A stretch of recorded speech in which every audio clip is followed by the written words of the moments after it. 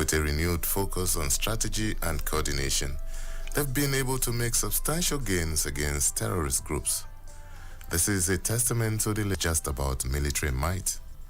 The government also made significant investment in the sector, with a proposed budget of 27.5 trillion naira for 2024, the highest in Nigeria's history. This increased funding has allowed for improvements in equipment, training, and personnel welfare. The biggest endorsement, however, for the military came from the Commander-in-Chief himself, President Bola Ahmed Tinubu.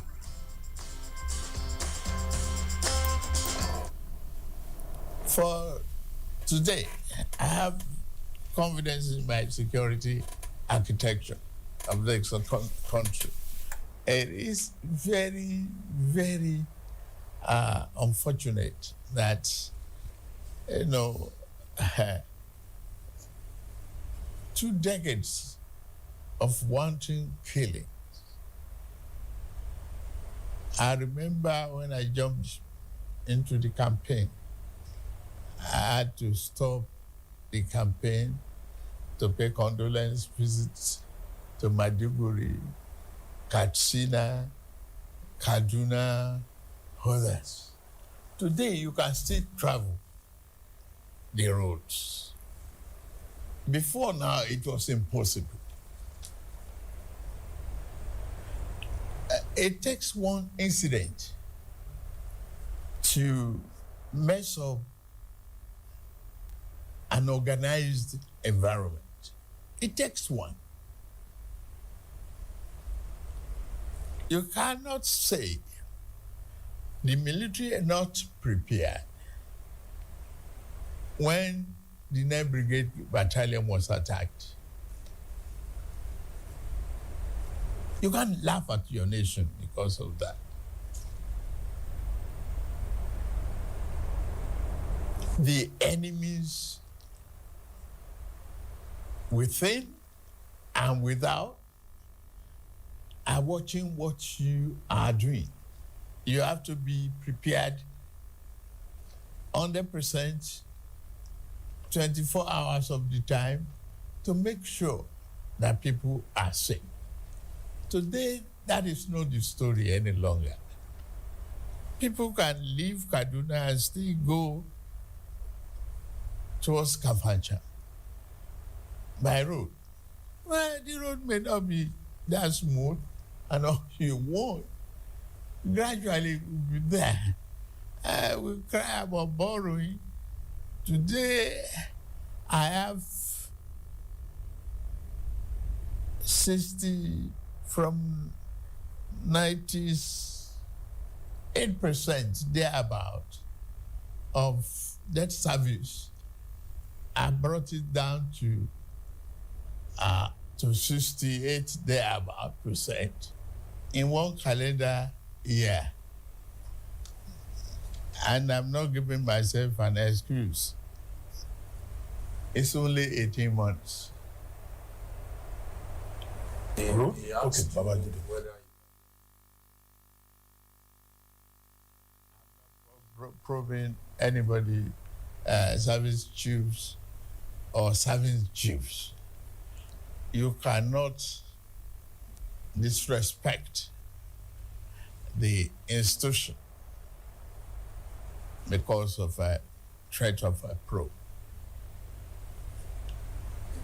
And you cannot fight this war without investment in technology, in weaponry, and training. There might be leakages here and there, not wholesale. We put a very effective control mechanism in place to monitor our budgetary releases. And those funds are being judiciously used. Consider the welfare of our servicemen and women. Consider it. They are living in and operating in a very serious conditions. We have a huge country, a very huge one, and a lot of forests, unoccupied spaces.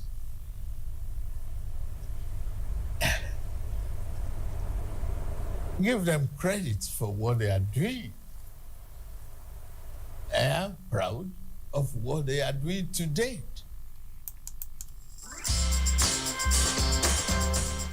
President Bola Tinubu there giving a vote of confidence to the leadership of the Nigerian military.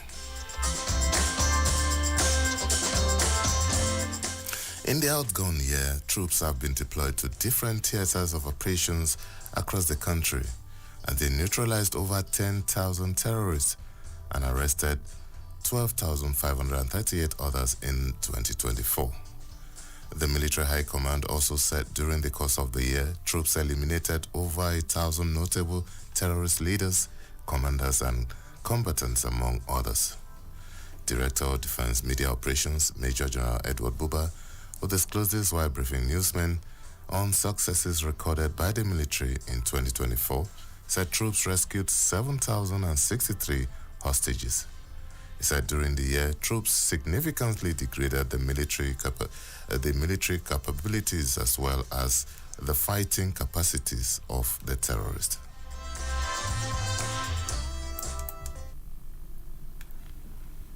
That our resolve is very clear, and this is to destroy the terrorists and dismantle their military capabilities.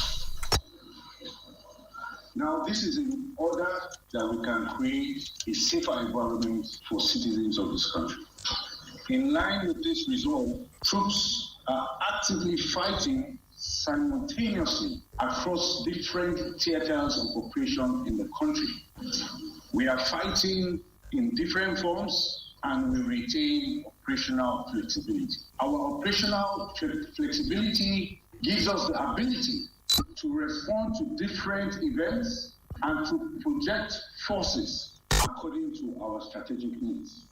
For instance, very recently, we have inserted protection of farmers in our operational plan, particularly at this time that we are in the rainy season. This is in order that we can have a bumper harvest so that citizens can have food on their table. We have indeed greatly degraded the terrorists, even though they still are present in several of these theaters of operation. As we have stated previously, it will take time, it will take effort to completely destroy the terrorists. This is because fighting an insurgency is akin to a marathon and not a sprint, and the case of Nigeria is no different. From what we have witnessed in the field, it is safe to say that the terrorists have prioritized their military capability over everything else. This is because as our troops advance and clear areas in which these terrorists are hibernating, we continue to recover weapons, we continue to recover explosives, improvised explosive devices, and other military-related equipment. These are indicative of the priorities of the terrorists. The good news, however, is that we will continue to wipe out the terrorists through our synchronized ground and air operations. As we do that, we shall recover these arms and ammunition just as we have done, and we shall dismantle their military capabilities. It might interest you to know that in the second quarter of this year, troops neutralized 2,245 terrorists, arrested 3,682 suspects and other criminal elements. Troops also rescued 1,993 kidnapped hostages, most of whom are back with their families now, and we recovered 2,783 weapons with 64,547 assorted ammunition during the second quarter of 2024.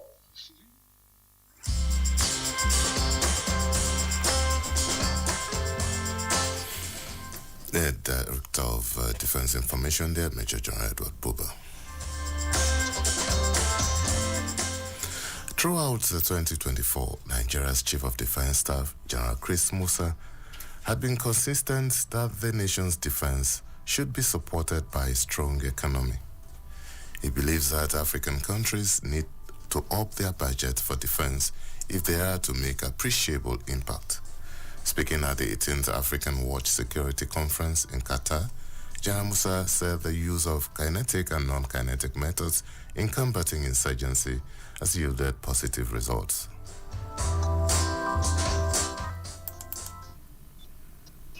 The situation is also similar in other parts of the country. Now, to increase the rate of surrendered persons, the recent increase in the rate at which the Boko Haram terrorists continue to surrender is an evidence of the fruitful impact of the brilliant combination of the kinetic and non-kinetic approach applied by the armed forces of Nigeria. It is gladdening to note that between 10th July 2023 to 9th December 2024, a total of 129,417 Boko Haram terrorists and their family members have surrendered to government security forces comprising 30,426 fighters, 36,774 women, and 62,265 children.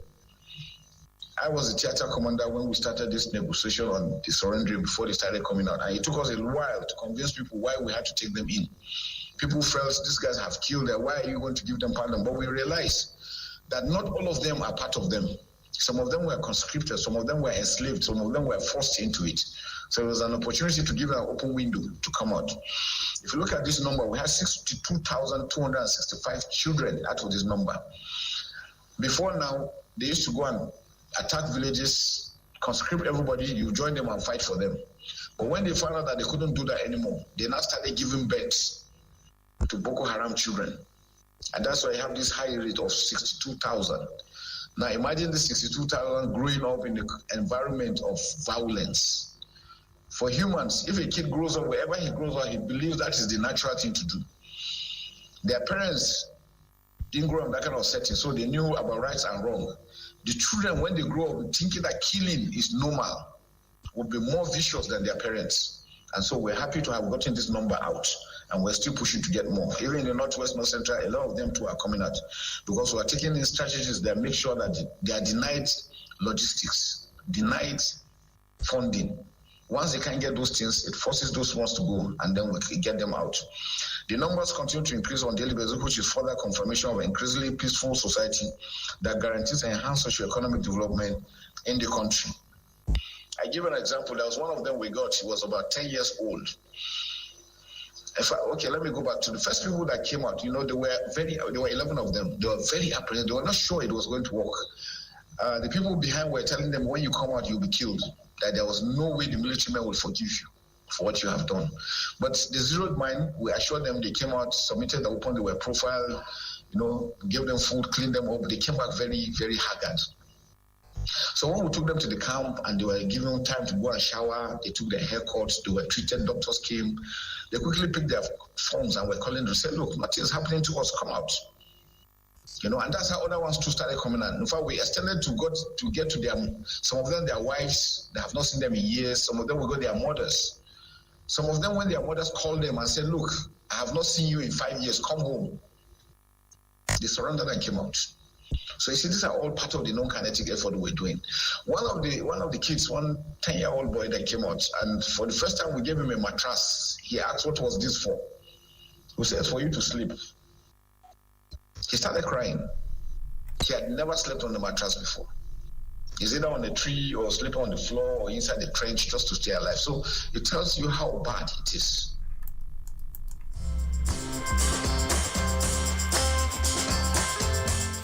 The Chief of Defense Staff there, General Chris Musa. In 2024, also, the fight against insurgency was further challenging for the Nigerian military on the diplomatic front. The change of governments in Mali, Burkina Faso, and Republic of Niger put additional pressure on the campaign against insurgency. Nigeria's vast land border and its proximity to these countries proved hectic for the military.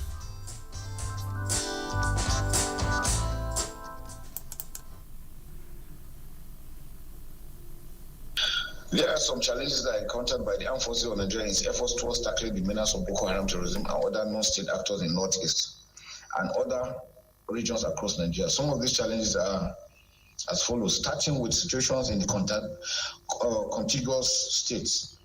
The situations in the contiguous states attribute to the insecurity in Nigeria either directly or indirectly.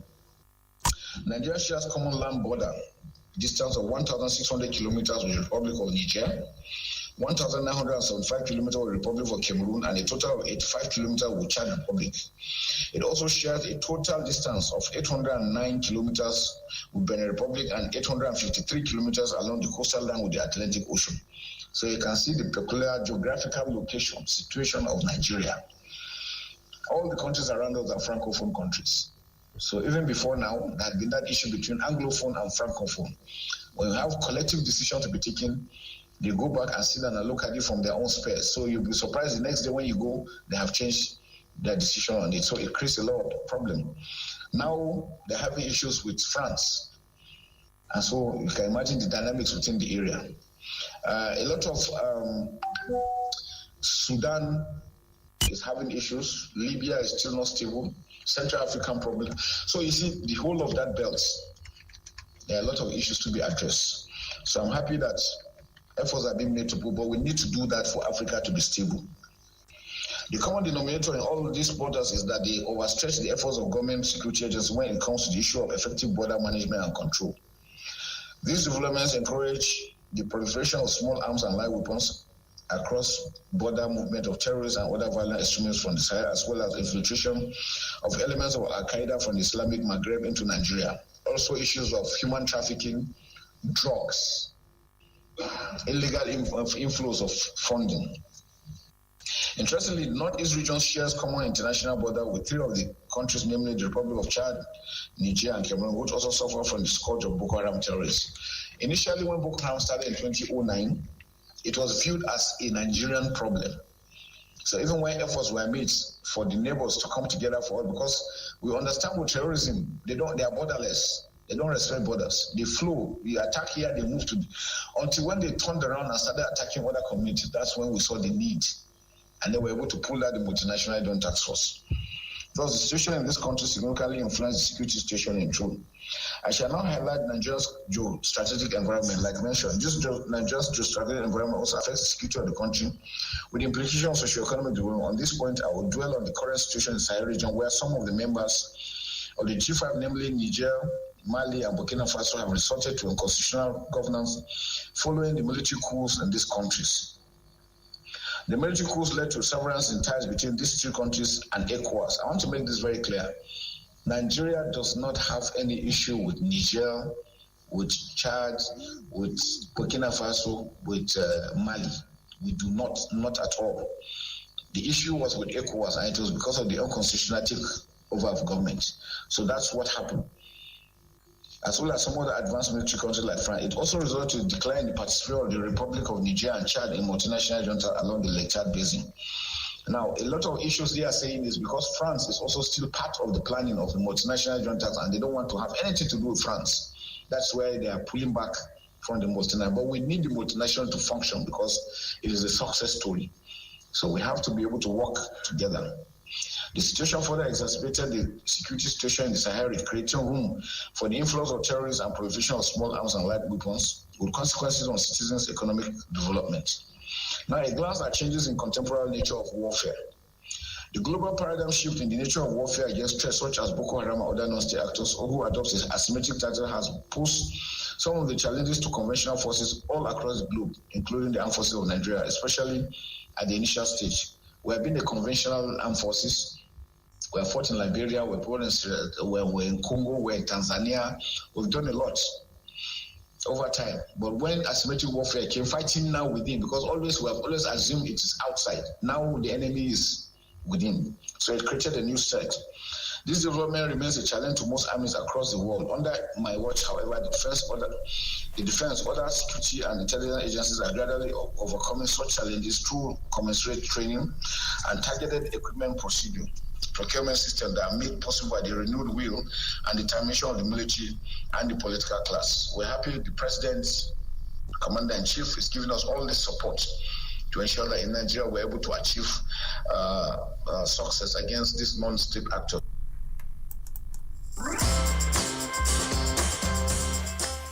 Some defense analysts also weighed in on how complicated the deteriorating diplomatic relations between Nigeria and Niger Republic has made the fight against insurgency for Nigeria.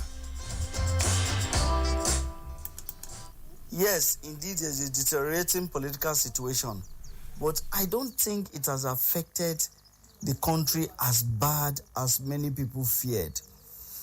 For instance, I talked about the Lakurawa terrorist group. They were from Niger. They were invited by Nigerians to help, and they established a foothold. Now, the Nigerian troops have been on the offensive against them. We are not hearing of them running into Niger and bringing more people. We are just seeing that those in Nigeria are being decimated by the military. Then when you talk about, then we felt that this will affect the multinational joint task force. I don't think so, because so much gains have also been made in that area. Yes, we have bandit groups that are homegrown, but this one have no affiliation with Niger as a country, or have not had an advantage because there's a deteriorating political situation between Nigeria and Niger. You see, if you want peace, you must prepare for war. And if you want peace, you must ensure that you live in peace, especially with your neighbors. Because your neighbors are the first line of attack or defense. That is the more reason why we cannot afford to joke with all the neighboring countries, especially Niger. But we all know the history, and we know what happened recently when the military junta took over, and given the democratic credential of President Bola Ahmed Tinubu, and given the fact that President Tinubu said that the best for now, for any sub-region, or for all the countries in the sub-region, I mean to say, is to be governed by democratically elected government. And he did push that the insurgents should see reason. He made it clear to them that the best form of government is the government of the people, by the people, and for the people. And to a large extent, that caused a lot of wahala along the line.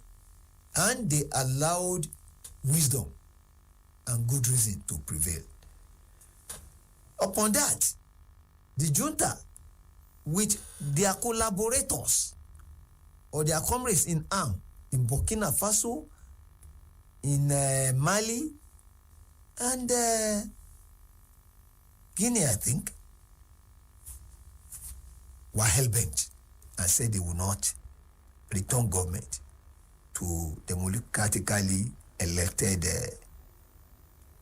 officials. Well, in a very reckless and spurious statement, the junta in Niger came up with that spurious and baseless and unsubstantiated claim that Nigeria is trying to allow France to have a base in the country, ostensibly or with a view to attacking and disrupting the government. No, it has been seen that it was a lie. No iota of truth in that claim. That was why the Nigerian government came out and even opened the borders for whoever cares to listen or to see that there is no expansionist move by the government of the Federal Republic of Nigeria.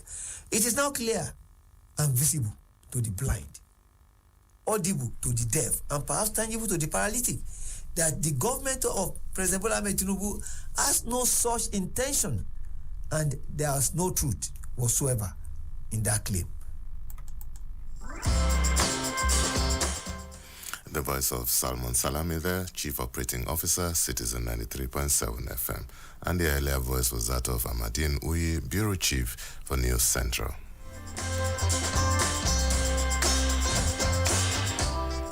Another challenge the military faced in 2024 was its relationship with the foreign media and human rights group. The Nigerian military leadership believed these groups were mostly unfair and perhaps uncharitable to its activities. Of recent, we'll be looking at international organizations. About 1.5 years before I left the theater, Reuters brought in a report accusing the armed forces of Nigeria of conducting in fact, they started with 13,000 illegal abortions, and then later they cut it to 10,000. And you see, the truth about it is that we are working with the United Nations, we are working with NGOs, both international and local, we are working with European Union and everybody together. And yet, these guys made this allegation and nobody spoke up for us. We vehemently denied it. We said it was not true. We requested for an independent investigation. Human Rights Commission set up a committee, investigated for 1.5 years, and just last month delivered the report that nothing of such had happened. But the truth about it is that when they accused us 1.5 years ago, it was awash all over the newspapers, internationally, and everybody carried it. When the report came out and said we were not guilty, nobody mentioned it. Everybody kept quiet. So the question is, I always ask, what is the intent? What do they want? Is it to demoralize our troops? Is it to make us look bad or what? And funny enough, 2 weeks later, just last week, Amnesty International came again with another 10,000 killings in the Northeast. So the question is international, are they with us or against us? It seems that whenever we are succeeding, they are not happy. That is my own opinion. Whenever we are succeeding, they always want to find one way or the other to deny, because they know when they accuse us of human rights abuses, most international organizations will not want, countries will not want to give us weapons and equipment. And that's why I mentioned the first time, we were having issues getting weapons because we were denied equipment. So for me, a friend in need is a friend indeed. If my friend turns his back against me when I need him the most, he's not my friend. And that is very critical. And that's one thing in Africa we must understand. And that's what I'm saying, that we must produce what we need. If we don't, we will continue to suffer. And finally, negative influence of the media. Public perception is very critical to the success, otherwise, of the numerous operations that are conducted by the armed forces of Nigeria. We just finished the African military games. Before the game started, a lot of news have gone around. Nigeria is not safe, kidnapping everywhere, killing and Yahoo and everything. But I'm happy 20 countries came, and now they are going to be ambassadors because they saw a different Nigeria, that it wasn't true. This is what we're facing. So, but I don't blame them. We too have to make sure that we look at our own strategic communication. How do we project ourselves? Because nobody will sing your song. We have very few individuals, very few Nigerians that are giving us very bad news. But these things have been amplified as if only 200 million Nigerians are all criminals. Meanwhile, they're just a minute number. Then if you look at the Nigerians that are doing so well all over the world, you can't compare, but nobody talks about them. Everybody's looking at the negative aspect. Nobody's looking at the positives. But like I said, if we don't sing our song, nobody else will do it. So we must be able to sing. And for Africa, it holds for everybody. Once you go as an African, everybody really looks at you and thinks you are just a thief or a criminal or something. So it's very important for us to sing our own song. Very critical. The public opinion is shaped by a lot of dynamics, of which is the media. At times, the media priority is quickly getting the news out rather than ensuring the credibility of news that is being conveyed. Very true. The media has done so well. You can't even succeed in asymmetric warfare without the media, and they've done this remarkably well. But again, we need to also look at how do we report? What do we report? How do we say it? Like somebody said, if you told somebody he's stupid, he gets angry. But if you tell him, I don't expect this from you, you are still telling him he's stupid, but in a milder way. Somebody say, our press are quick at, once there's something happens, 3 weeks ago, we had an encounter of Boko Haram. We killed over 20 of them, got over 40 motorcycles. Nobody mentioned it.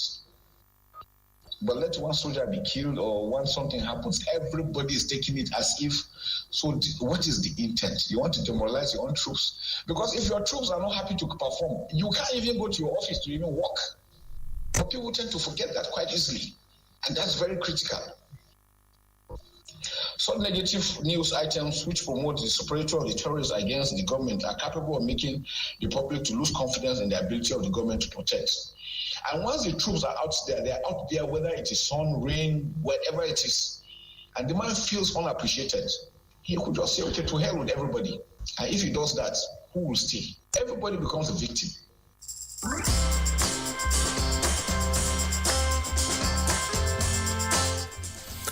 In 2024, the Nigerian Navy was consistent in its determination towards intensifying the fight against illegal oil bunkering, protection of offshore oil installation, and safeguarding the nation's critical maritime economic assets.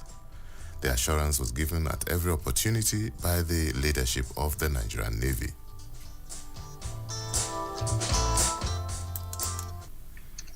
We want to arrest them while they are planning, while they are thinking about it. We don't want to be on the defensive. We want to take the war to the criminals. Operation Delta Sanity has been a success. The operation has denied oil thieves and vandals across various parts of the Niger Delta freedom of action in our maritime environment. From Bayelsa to Ondo states, Rivers to Akwa Ibom states, and beyond, with the recovery of massive quantities of stolen crude oil products, the dismantling of illegal refining sites, arrest of suspects, seizure of stolen products, all which have underscored the resolve of the Nigerian Navy to stamp out crude oil theft. Mr. President has given us the marching order and the go-ahead to conduct our operations and eradicate this menace of oil theft and without any restraint. We have reviewed the operation and we are extending it with a view to achieving even more than what we achieved in the past 3 months. The Nigerian Navy has therefore sustained our maritime security operations through surveillance, response, and law enforcement, in addition to collaboration with all maritime stakeholders. We have rejigged our operations and established Operation Delta Sanity this year. The operation has achieved remarkable successes in curbing oil theft as well as other maritime crimes. So far, over 35 ships involved in oil theft have been arrested and handed over to appropriate executing agencies.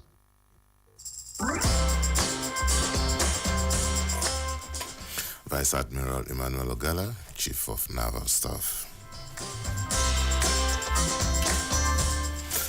The past year also saw the federal government handing over 15 aircraft to the Nigerian Air Force to enhance its counter-terrorism and counter-insurgency operations. The Nigerian Air Force is also set to receive not less than 61 aircraft this year in a momentous build-up of the country's aerial security capacity.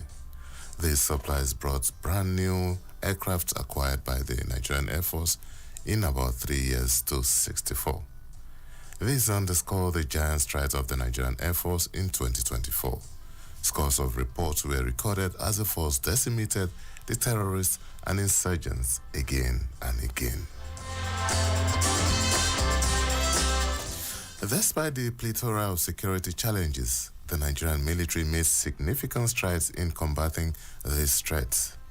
The successes achieved by the military can be attributed to several key factors, such as unwavering dedication of troops, injection of new platforms, equipment and technology, which enhance the military's capacity and enable them to respond more effectively to emerging threats, rejigged operations, revamped military operational strategies, which allow for more effective and efficient use of resources, and improved coordination by the authorities, which improve coordination mechanisms, facilitate better collaboration and communication among different stakeholders.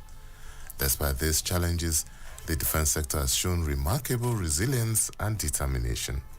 The synergy among the different service chiefs has been a key factor in their success, and the leadership of the General Chris Musa has been instrumental in driving this progress. First and foremost, for every security operation to be successful, there must be collaboration and jointness. That is what we lacked before. But the renewed hope agenda brought all the security agencies and agencies that have to do with security together and create synergy among the security agencies. And that helped greatly in the operations that we do. The Chief of Defense Staff, the Chief of Army Staff, the Chief of Naval Staff, and the Chief of Air Staff are working together day and night as against what used to be. And that was hampering productivity and efficiency in operation. This was achieved in a very short time. But we really have to thank the President for his choice of the officers manning security agencies in the country. In addition to the military, we have close collaboration with the Office of the National Security Advisor, the police, civil defense, and all other military, paramilitary, and security and NC agencies. This has translated to tremendous progress during this last 1 year in view. You will all agree with me. Those from Borno, they have enjoyed their Salah, the last Salah, freely. Those in Zafra, most parts are calm when compared to the previous issues that are there. And in this time, because of the synergy, we were able to neutralize more than 9,300 bandits and insurgents. About 7,000 arrested, when we rescued 4,641 victims of kidnapping. That is in just 1 year. We have also arrested 4,882 assaulted weavers and 83,900.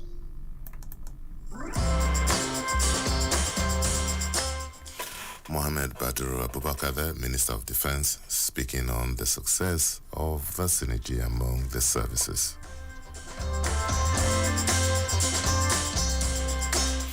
Despite the achievements and improvements in the military operations against non-state actors, the military experienced some notable setbacks in 2024. These setbacks were in the form of loss of personnel and equipment in combat operations. In March 2024, the Nigerian Army lost 17 soldiers, including the commanding officer, Lieutenant Colonel A.H. Ali, while on a peace mission in Okwama community of Delta State. The soldiers were ambushed by the community. This followed a long-standing dispute between the Okwama and the Okoloba communities in Uwele South and Bomadi, local government areas of Delta State. The developments angered the military authorities, which vowed that it would ensure justice for its personnel. An angry nation, led by the President and Commander-in-Chief, President Bola Tinubu, turned up at the military cemetery in Abuja for the burial of the soldiers.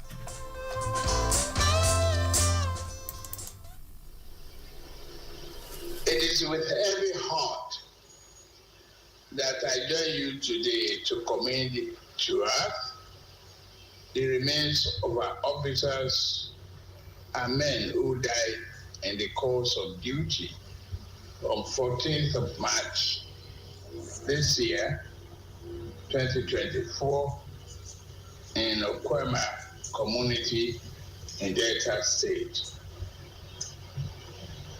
The officers and soldiers who lost their lives that day were patriots, brave, and noble men who gave their lives to defend and protect our nation against internal and external threats.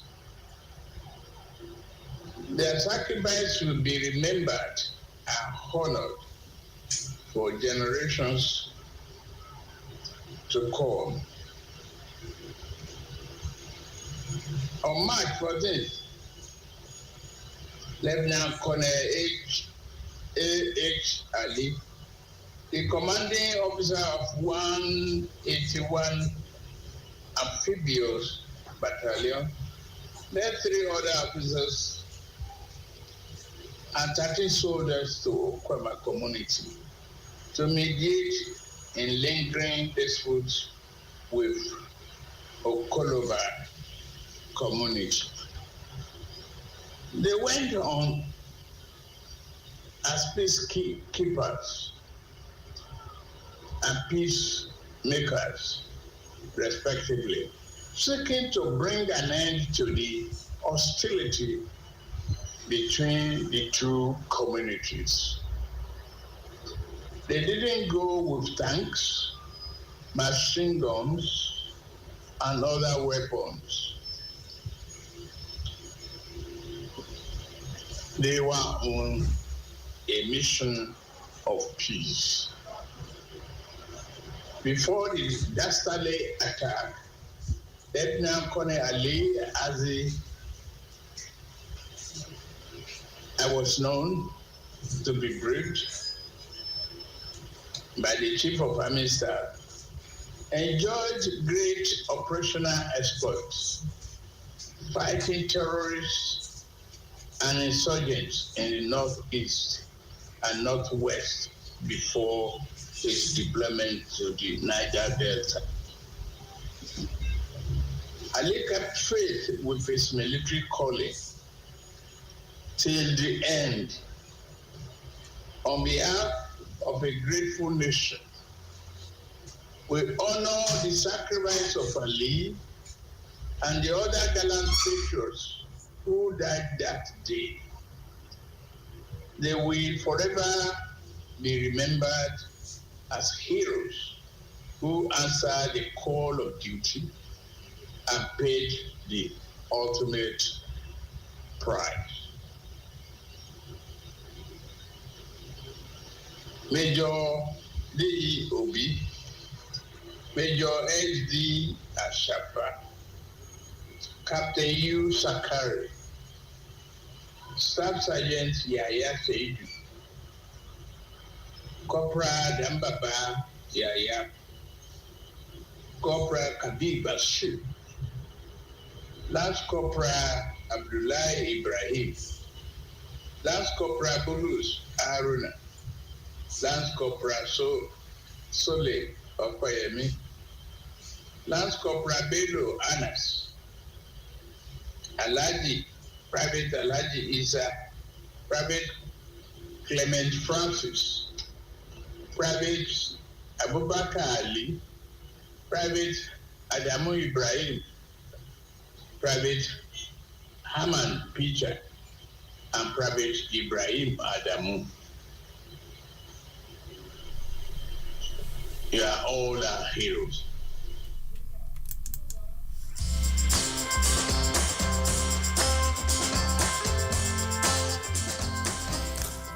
Yes, another sad moment for the Nigerian military in 2024 was the death of the then Chief of Army Staff, Lieutenant General Taoreed Lagbaja. In a statement posted on X by presidential spokesman Bayo Onanuga, the president expressed his heartfelt condolences to the Lagbaja family. He wished General Lagbaja eternal peace and honors as a significant contribution to the nation. On a positive side, Nigeria emerged champions of the African Military Games 2024, securing an impressive 114 gold medals, 65 silver medals, and 55 bronze medals. The competition held at the Moshood Abiola Stadium in Abuja. It also saw Algeria finish in second place with 96 medals, comprising 64 gold medals, 22 silver, and 22 bronze. Kenya secured third with 48 medals, including 20 gold, 16 silver, and 12 bronze.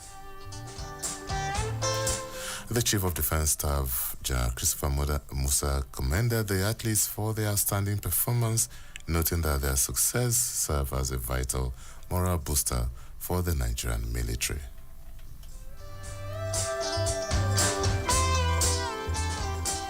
Defense experts, however, believe the military leadership should build on the successes recorded in 2024 for greater impact this year.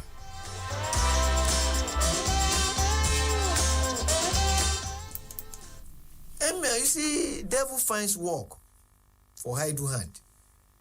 They should ensure that there is employment, there is food security, and again, they should make sure that Nigerians can ask questions, and they should also ensure that they are running people's government, a transparent government, a government that is sensitive and responsive to the yearnings of the ordinary Nigerian. Nigerians are very easy to govern, provided you are sincere with them. The moment they know that you have their interests at heart, of course they will key in. And the government must communicate with the people. There must be a connection. As much as possible, they should reduce all areas of disconnection. There mustn't be a disconnect between the government and the people. If and when all these things are taken into consideration and implemented, there will be peace in Nigeria and there will be security.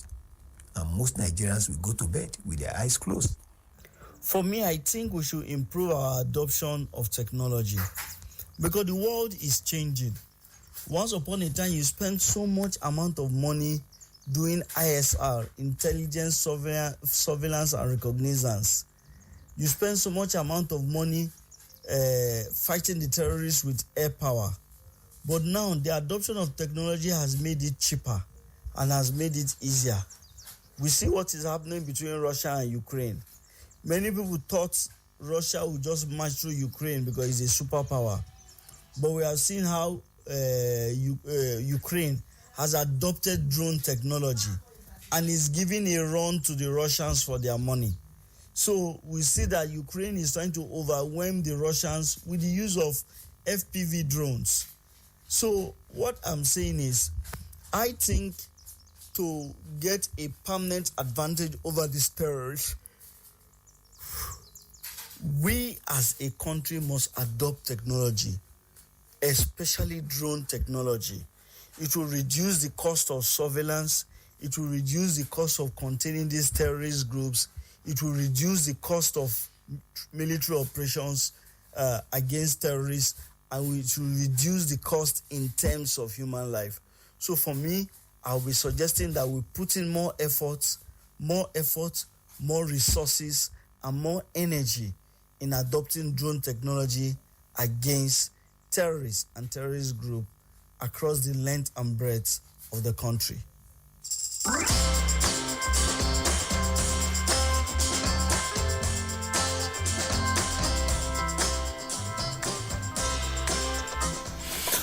The 2025 security outlook for Nigeria is complex and dynamic, with various threats and challenges. While the government is expected to continue its efforts to address these threats, it is essential for citizens, civil society organizations, and the private sector to remain vigilant and proactive in supporting national security efforts. While there have been notable gains in the fight against Boko Haram, emerging threats in the northwest, and persistent challenges in the southeast and north central demand sustained attention and effort. The effectiveness of government strategies, regional cooperation, and economic development will be critical in shaping Nigeria's security trajectory in 2025. Well, that's our package on Insight today, and as you know, we were looking at the defense sector in 2024, the highs and the lows, and I'm sure that there are a lot of things that we did not talk about because there's so much happened in that sector. But all the same, it was nice having you on the show. My name is Lawrence Omoiti. Let's make it a day tomorrow for another edition.